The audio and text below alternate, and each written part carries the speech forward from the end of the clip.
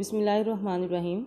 Students, अब हम लोगों का टॉपिक है प्रोजेक्टिव टेक्निक्स या सब्जेक्टिव मेथड शख्सियत की पैमाइश के मज़ूई या तज़लीली तरीके। पहले तरीके ये थे कि जैसे उसकी ऑब्जेक्टिव स्कोरिंग थी कि अगर वो हाँ को सिलेक्ट करता है या ना को या जो भी उसका आंसर देता है उसको हम स्कोर कर लेते थे कि इसका क्या स्कोर बनेगा। लेकिन ये जो टेक्निक्स हैं इसमें स्कोरिंग वाला जो है वो सीन नहीं होता, क्योंकि इसमें मामूल की शख्सियत का जो बिलवास्ता पैमाइश की जाती है, किसी ज़रिए से पैमाइश की जाती है और उसकी स्कोरिंग करना एक मुश्किल काम है, क्योंकि इन आजमाइशों के वाज़ेह जवाबात मौजूद नहीं होते। और इसमें आजमाइश में फ़र्द अपनी ख्वाहिशात, नज़रियात, एहसासात, जो उसके नज़रियात हैं, किस तरह की उसके आइडियाज़ हैं, एहसासात हैं, उन सब को जो है वो वजाहत से पेश करता है।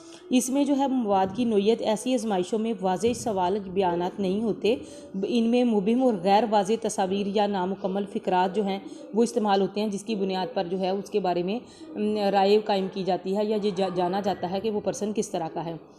मकसद है मामूल आजमाइशों के मकसद से लाइलम रहता है। अब जाहिर है अगर इस तरह की स्कोरिंग की जाए कि ये सेंटेंसेस हैं इनको कंप्लीट कर दो, तो अगले बंदे को पता ही नहीं चलता कि इसका मकसद क्या है, और इसमें छुपी हुई ख्वाहिशात, दबी हुई आरजुएँ या हसरतों के अलावा उस पर्सन की जो ज़रूरियात हैं, उसके जो जज्बात हैं, उसका भी अंदाज़ा लगा लिया जाता है। तहलील नफ्सी और तज़लीली आजमाइशों की तशरीह जो है वो सिगमंड फ्राइड ने अपने नज़रिए तहलील नफ्सी में की। इसमें फ़र्द की जो लाशऊरी ख्वाहिशात को होती हैं उनको बड़ी अहमियत हासिल होती है। ऐसी ख्वाहिशात जो लाशऊर में हैं, जो हम भूल चुका है कोई पर्सन, उसको याद भी नहीं है वो चीज़ें, और उसने इन चीज़ों को प्रोजेक्शन से लिया। प्रोजेक्शन का मतलब है कि हम अपनी नाकामियों का जो है ज़िम्मेदार वो किसी और को ठहरा लेते हैं, और इसमें फ़र्द ऐसी ख्वाहिशात दूसरों पर थोप देता है वो जो खुद पूरी नहीं कर सकता। जो इसके अपने ख्यालात होते हैं या अपनी ख्वाहिशात होती हैं, वो समझता है कि बाकी लोग भी इसी तरह से सोचते हैं, बाकी लोगों का नुक्ता नज़र भी वैसा ही है। हर शख्स दूसरे को वही समझता है जो वो खुद होता है। और कुछ तज़लीली आजमाइशें जो हैं, इसमें रोशा की स्याही के धब्बों की आजमाइश, स्विट्ज़रलैंड के माहिर नफ्सियात हरमन रोशा ने यह आजमाइश मुतारिफ़ कराई।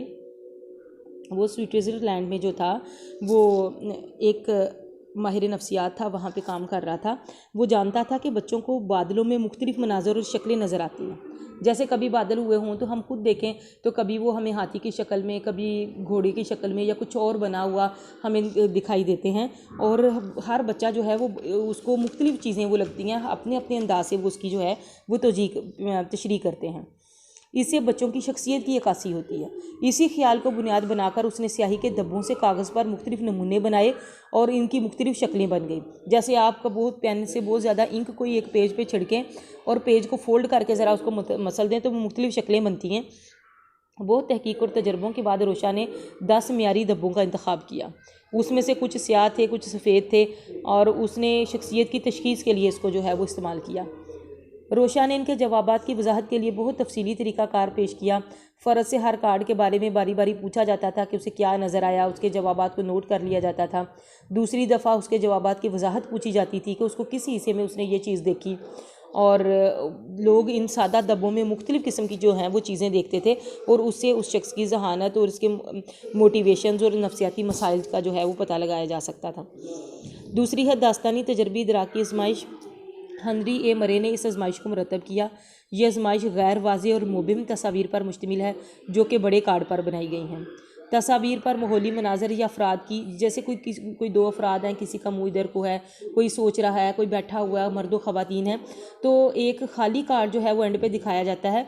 आजमाइश में एक फ़र्द को 20 कार्ड्स एक एक करके दिखाए जाते हैं और कहा जाता है कि वो कार्ड को गौर से देखे और उससे रेलिवेंट एक कहानी जो है वो दिमाग में सोच ले कि ये क्यों खड़े हैं, क्या सोच रहे हैं, इनके दिमाग में क्या चल रहा है। फ़र्द की हर के कार्ड पर पेश करदा कहानी इसके जज्बातों, ख्यालात और इसके लाशऊरी महरक़ात, जो उसके अनकॉन्शियस मोटिवेशंस होते हैं, उसका पता देती है। उसके अलावा उसके माहौल में रुकावटें कैसी हैं जो उसकी ख्वाहिशात के दरमियान में आ रही हैं। इस तरह से उसके वहम, उसके ख़बत और ये सारी चीज़ें जो हैं वो पता चलाई जा सकती हैं। शख्सियत की पैमाइश के लिए ये खासा तवील तरीका है, लेकिन बहरहाल कामयाबी से इस्तेमाल किया जा रहा है। उसके बाद है बच्चों के दास्तानी इदराक की आजमाइश। की आजमाइश TAT असूलों को मद्देनज़र रखकर की गई, यानी ये जो ऊपर वाली थीमेटिक एप्रीसिएशन टेस्ट है उसको सामने रखकर इसमें बच्चे की दिलचस्पियों के मुख्तलिफ मनाजर तस्वीर शामिल की गई और बच्चों से कहानी सुनाने को जो है वो कहा गया। उसके बाद है रॉटर्स वर्ड एसोसिएशन टेस्ट। ये आजमाइशें अल्फाज की फहरिस्त पर मबनी है जिसमें आम सादा अल्फाज शामिल है, मसलन फूल, कुर्सी, लड़की, मोमबत्ती, खून, कांटा, बाग, तितली वगैरह। फ़र्द के सामने एक लफ्ज़ बोलकर उसे कहा जाता है कि लफ्ज़ को सुनने के बाद जो लफ्ज़ सबसे पहले उसके जहन में आई वो बोल दे। फ़र्द के जवाबात को नोट कर लिया जाता है, उसके रद्द अमल का वक्त भी नोट किया जाता है कि कितनी देर के बाद उसने, कितने सेकंड्स के बाद वो लफ्ज़ बोला, और फ़र्द के तलाज़म कि वो कितनी चीज़ें जो लफ्ज़ बोला उससे कितना मिलता जुलता बताता है, कितना अपोजिट बताता है, कितना में जो है दिलचस्पी उसकी जो है वो किस चीज़ के बारे में है, वो चीज़ें पता चलाई जा सकती हैं। फ़र्द जिस लफ्ज़ पर बहुत ज़्यादा वक़्त सर्फ करे या लफ्ज़ का जवाब ना दे तो उसका अलग तजिया एनालिसिस किया जाता है। ऐसे अल्फाज फ़र्द की उलझनों के अकास होते हैं और ये फेरिस यूंग और फ्राइड ने भी जहनी मरीज़ों की तशख़ीस में इस्तेमाल की, और जिससे नॉर्मल अफराद भी जो हैं वो अपनी तलाज़माती ख्याल की दर्जाबंदी के लिए इस्तेमाल कर सकते हैं। रॉटर्स की नामुकम्मल फ़िक्रात की आजमाइश। ये आजमाइश नामुकम्मल फ़िक्रात पर मबनी होती है। इसमें ममूल को कहा जाता है कि फ़िक्रा पढ़ने के बाद जो अल्फाज जहन में आए इनकी मदद से फ़िक्रा मुकम्मल करें। मसलन और इस आजमाइश को मुकम्मल करने के लिए 20 मिनट दिए जाते हैं। और रॉटर की इस आजमाइश से ममूल के मुख्तलिफ रवैयों की पैमाइश की जाती है। उसका मुख्तलिफ जगहों पर जो बिहेवियर होता है वो नोट किया जाता है, जैसे लड़के, एक माँ, मुझे नफ़रत है, इन चीज़ों को कंप्लीट करना है। कंप्लीट करने से उसके जो है वो ज़हनी चीज़ों की अक्कासी होती है।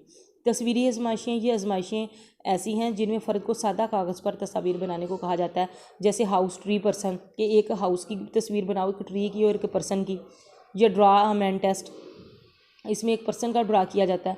तो इन तस्वीर के खदोखाल देखकर इन तस्वीर का तज्जिया किया जाता है।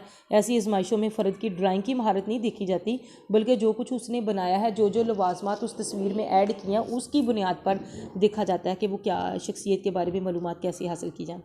शख्सियत को कैसे जाज़ब बनाएं। अपनी ज़ात को पुरकशिश और बेहतर बनाना हर शख्स जो है वो चाहता है कि अपने नक्स और ख़ामियों को दूर करके वो अपनी शख्सियत को जाज़िब और दीदा ज़ेब रखने की कोशिश करे, ग्रूमिंग करे अपनी। और इस तरीके में ख़ानदान, ग्रोह या रुतबे, बहुत चीज़ें मैटर करती हैं कि वो जहाँ पे रहता है, जो उसकी फ्रेंड्स की कम्युनिटी है या जो वो खुद है, वो उसको कैसे ग्रूम करते हैं। फिर मीडिया से देखकर वो खुद को ग्रूमिंग अपने आप में लाता है। शख्सियत के निखार से मुराद सिर्फ जिस्मानी खूबसूरती नहीं कि ये, बल्कि ये शख्सियत की मुकम्मल जो है, मुकम्मल तौर पर अंदरूनी बैरूनी तौर पर दोनों सूरतों में दिलकशी है। अगरचे ये दिलकशी बहुत हद तक जिस्मानी खूबसूरती की मरहून मेहनत होती है, लेकिन इसमें बहरहाल दूसरी चीज़ें जो हैं वो अपना असर रखती हैं। हमारे ज़ाहरी खदोखाल जैसे भी हों, हमें इन पर कनात करने के बावजूद इन्हीं सजाते हैं, संवारते हैं। इस दौड़ में हमारे ज़राए इबलाग भी बराबर के शरीक हैं। हर वक्त किसी न किसी चैनल से ऐसी तरकीब और टोटके नशर हो रहे होते हैं जो हमारी जिस्मानी खूबसूरती में इजाफे का बाइस बन सकते हैं। लड़कियों के साथ साथ अब लड़कों को भी फ़िक्र होती है कि वो अपने बालों को कैसे स्याह और घना बनाएं, रंग गोरा कैसे करें, दाग धब्बे छाइयाँ कैसे दूर हो सकती हैं, अपनी बॉडी को वो प्रॉपर कैसे कर सकते हैं, स्लिम स्मार्ट कैसे वो खुद को एक्टिव रख सकते हैं। शख्सियत को जाज़िब बनाने के लिए ज़रूरी है कि हम अपनी ज़ाहिरी खूबसूरती के साथ साथ गुफ्तगू, मेल मुलाकात के आदाब, खाने पीने, पहनने ओढ़ने के तरीके भी जो हैं ऐसे अपनाएं ताकि उससे शख्सियत की दिलकशी में इजाफा हो, उसमें कमी ना आए। कुछ इसमें तरीके हैं जैसे फ़ितरी ज़रूरत। कुछ माहिरीन का ख्याल है कि सजने संवरने की जो ख्वाहिश होती है वो पैदाइशी तौर पर या फितरी होती है। ये बात अलबत्ते बहस तलब है कि किसी में इसकी तलब कम होती है, किसी में ज़्यादा। इस फितरी तलब के बायस ही फ़र्द खुद को संवारने की जो है वो कोशिश करता है। इंसानों के अलावा हैवानों में भी इसका मुजाहिरा होता है ये, मगर इंसानों में ये फितरी तहज़ीब व तमद्दुन और आमोज़िश जो है लर्निंग की बदौलत जो है वो रुतबा इख्तियार कर चुकी है। और उसके बाद है समाजी सताइश। शख्सियत को निखारना एक समाजी ज़रूरत है। सोशल तौर पर भी हम अपनी पर्सनालिटी को जो है वो ग्रूम करना चाहते हैं। इसकी वाज़े मिसाल है कि इस मुहर्रक की तस्कीन की खातिर फ़र्द दूसरों की नज़र में पसंदीदा बनना चाहता है और राइज फैशन की तकलीद इसी मुहर्रक की बदौलत जो है वो की जाती है कि वो अपनी शख्सियत को निखारता है, रस्म व रवाज के मुताबिक उसमें तब्दीली लेकर आता है। उसके बाद है समाजियत। शख्सियत को जाज़ब बनाने के तरीके जो हैं वो मॉडलिंग के दरमियान तरीके सीखे जाते हैं कि हम अपने जो लोगों को जो हमें पसंद हैं, जिनको हम रोल मॉडल समझते हैं, उनके तरीक़ाकार को अपनाएं कि वो किस तरह से करते हैं, वो बाल कैसे कटवाते हैं, उनका अंदाज़ इख्तियार करने की कोशिश करते हैं। वकूफ़ी जायज़ा। शख्सियत को जाज़ब बनाने के लिए वकूफ़ी तरीके भी इस्तेमाल होते हैं कि फ़र्द अपने आप को ऐसी आला सरगर्मियों में अपने आप को मुलव्वस करता है या ऐसे अहसन तरीके से अच्छे अच्छे काम अंजाम देता है कि उसकी खुद की पर्सनालिटी जो है वो लोगों के सामने एक बड़ी अच्छी बनकर पेश आती है और उसको निखारने की जो है वो वकूफ़ी तौर पर कोशिश की जाती है, अकली तौर पर कोशिश की जाती है, ज़ाहिरी की बजाय बातिनी तौर पर जो है वो मादी ज़रूरियात से हटकर खुद को आला अरफा मकासद के लिए जो है वो वक़फ़ किया जाता है। अब ये फ़ैसला जो है वो किसी भी इंसान का होता है कि वो इनमें से कौन सा तरीक़ाकार जो है वो इख्तियार करता है।